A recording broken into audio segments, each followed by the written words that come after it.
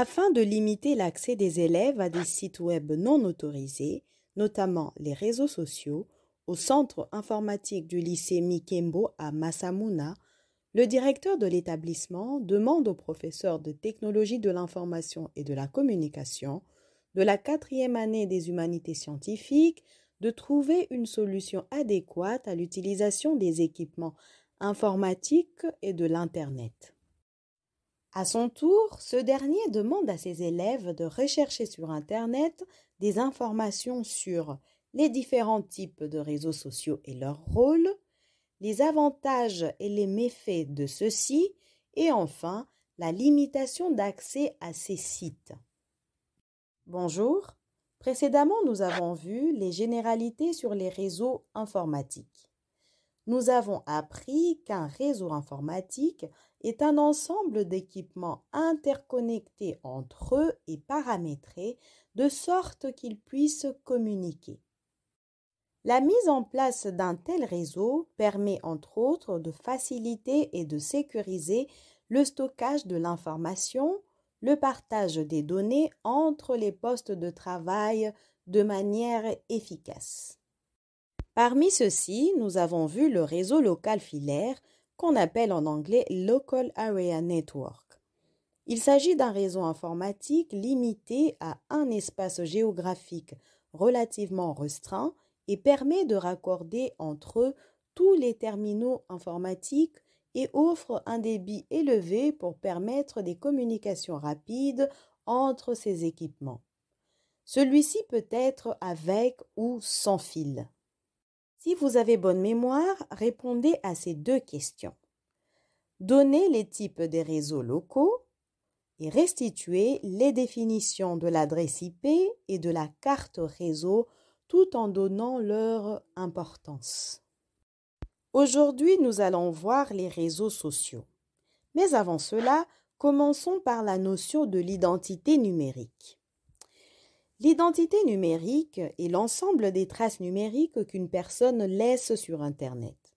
Elle peut être constituée par un pseudonyme, un nom, des images, des vidéos, des adresses IP, des favoris, des commentaires, etc.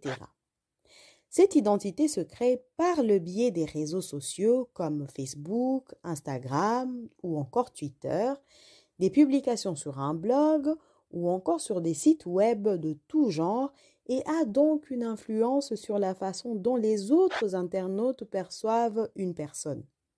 Ces données qui se retrouvent à la portée de tous constituent tout de même un risque permanent pour les utilisateurs et pour la protection de leur vie privée. À présent, voyons les réseaux sociaux. Les réseaux sociaux peuvent être définis comme l'ensemble des relations que les individus et les groupes sociaux entretiennent les uns avec les autres. Les principaux réseaux sociaux. Tout d'abord, nous avons Facebook, l'un des réseaux sociaux les plus populaires. Il offre la possibilité de vous lier avec vos amis et de partager des informations, des actualités et des visuels. Nous avons ensuite Twitter, un réseau social qui permet de répondre rapidement et de manière directe à votre communauté. Instagram, un réseau social de l'image. On y publie photos, vidéos, des visuels avec un texte et des hashtags. LinkedIn, le réseau social des professionnels. Il permet de se créer des liens avec des professionnels. Pinterest, le réseau social moteur de recherche. Son algorithme vous recommande exactement ce à quoi vous vous intéressez. YouTube, le réseau social vidéo. Première plateforme au monde qui référence et héberge des vidéos. Snapchat, un réseau social de l'instantané. Il utilise des filtres, des stickers et aussi des courtes vidéos de 7 à 8 secondes qui s'enchaînent et qui sont partagées à des personnes spécifiques ou à toute votre communauté. Il y a également TikTok, une application de playback et qui sert à partager de courtes vidéos. Les avantages des réseaux sociaux. communiquer et s'informer.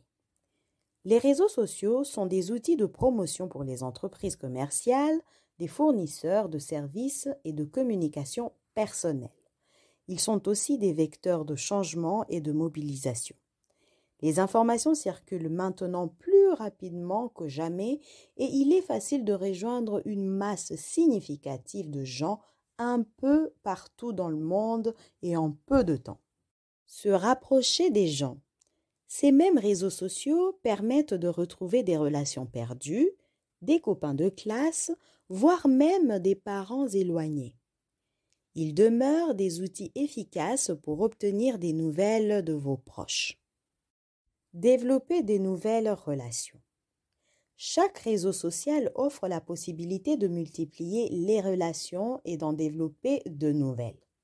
Certains y trouvent l'amour, d'autres y cultivent des amitiés.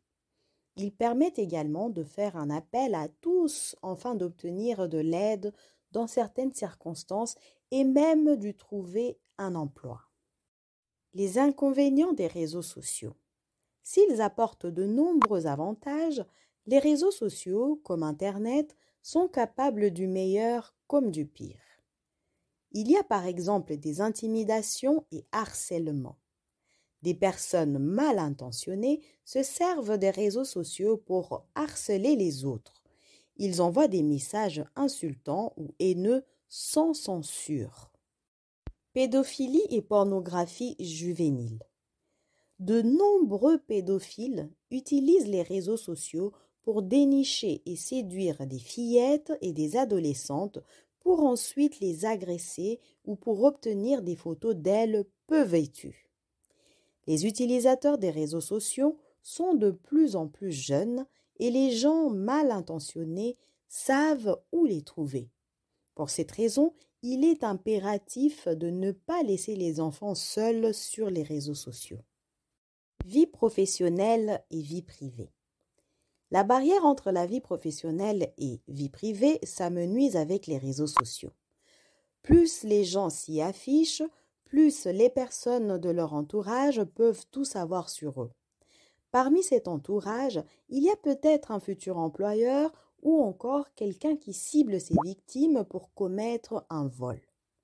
Il ne faut jamais oublier que ce que l'on met sur le web devient public malgré les paramètres de confidentialité. Avec les réseaux sociaux, il n'y a plus aucune barrière entre la vie professionnelle et la vie privée. Il faut donc impérativement se questionner par rapport à ce qu'on alimente de notre vie virtuelle. Cybercriminalité. Les pirates informatiques sont passés maîtres dans le vol d'identité via les réseaux sociaux. Certains s'en servent pour avoir accès à vos renseignements personnels, d'autres pénètrent dans votre ordinateur pour voler des mots de passe et des numéros importants. Baisse de l'estime de soi. On remarque de plus en plus une baisse de l'estime de soi chez les utilisateurs assidus des réseaux sociaux, en particulier chez les adolescents. En se comparant toujours à des images parfaites, à des gens qui semblent vivre continuellement des choses extraordinaires, il semble de plus en plus difficile pour les jeunes de se forger leur propre estime personnelle. Dépendance. On parle de la cyberdépendance et les médias sociaux sont conçus afin de créer cette dépendance. Au-delà des j'aime que l'on souhaite recevoir, il y a également la peur de manquer quelque chose. Il devient alors impératif d'avoir toujours son téléphone sous la main afin de ne rien manquer de ce qui se passe sur les médias sociaux. Mais pendant ce temps-là, on passe à côté de notre existence. Pourquoi protéger son identité numérique? De nos jours, la connexion permanente empêche de gérer les données personnelles correctement. Le risque est que l'identité numérique ait des répercussions directes sur la vie réelle. Une mauvaise identité numérique ou e-réputation avec des informations compromettantes sur la toile peut discréditer une personne lors d'une recherche d'emploi par exemple. C'est pour cette raison qu'il est préférable d'éviter de polluer son identité numérique professionnelle avec des informations trop personnelles. Les réseaux sociaux donnent la possibilité de publier tout ce qui vous passe par la tête. Vos activités, vos envies, votre humeur, votre mécontentement. Cependant, ces courts textes peuvent nuire gravement à votre vie privée. Limite d'accès. Pour bloquer l'accès à un site web en fonction de l'utilisateur ou de l'heure de la journée, vous devez passer par l'interface web de votre routeur. Les manipulations sont relativement simples. Ouvrez votre navigateur Internet et entrez l'adresse IP de votre routeur dans la barre d'adresse. Si besoin, reportez-vous à votre routeur pour connaître son adresse IP. Ensuite, entrez votre nom d'utilisateur et votre mot de passe que vous aviez enregistré lors de la configuration du réseau local, comme nous l'avons vu précédemment. Les interfaces de routeur varient selon les marques, mais vous trouverez toujours un onglet intitulé « Restrictions d'accès ». Pour terminer, entrez les détails des sites dont vous souhaitez limiter l'accès, des heures et des utilisateurs que vous souhaitez bloquer. Enfin, appuyez sur la touche « Entrée » pour terminer cette configuration et au besoin, vous pouvez redémarrer le système.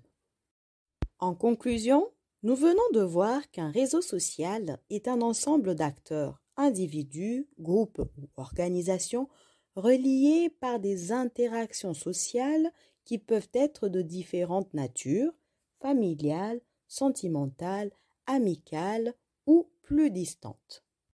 Twitter, Instagram, Snapchat, Facebook, YouTube, etc. permettent de rapprocher les gens, les professionnels, de trouver des fournisseurs ou encore des clients.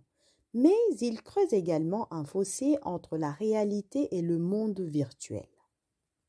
Les réseaux sociaux apportent indéniablement du positif à de nombreux aspects de notre monde, mais il ne faut pas pour autant oublier de vivre pleinement notre vie. Il faut apprendre à les utiliser avec modération et ne pas se laisser happer par l'univers virtuel. Pour terminer, c'est à vous de répondre à ces questions. Première question, restituez les définitions des concepts réseaux sociaux et cybercriminalité. Deuxième question, donnez et expliquez 3 avantages et 3 inconvénients des réseaux sociaux. Et enfin, faire une comparaison de 3 réseaux sociaux les plus utilisés dans votre milieu. C'est tout pour aujourd'hui, bon travail et à bientôt!